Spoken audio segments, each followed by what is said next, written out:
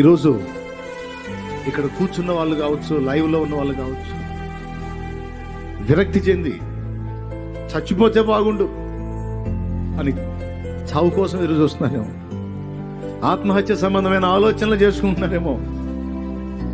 దేవుడు నీతో మాట్లాడుతున్నాడు, పొరపాటును కూడా అలాంటి ఆలోచనలు చేయొద్దు.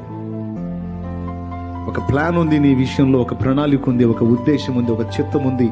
నువ్వు సాధించాల్సిన కార్యాలు ఉన్నాయి, భూమి మీద ఉన్నాయి.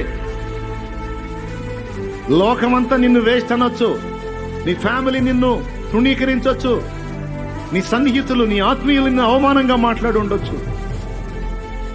వీళ్ళ తిరస్కారాలను బట్టి, తృణీకారాలను బట్టి బ్రతుకే నాకు వద్దనుకునే విరక్తిలోకి వెళ్ళిపోయి ఉండొచ్చు. వాళ్ళెవరు నిన్నంటానికి?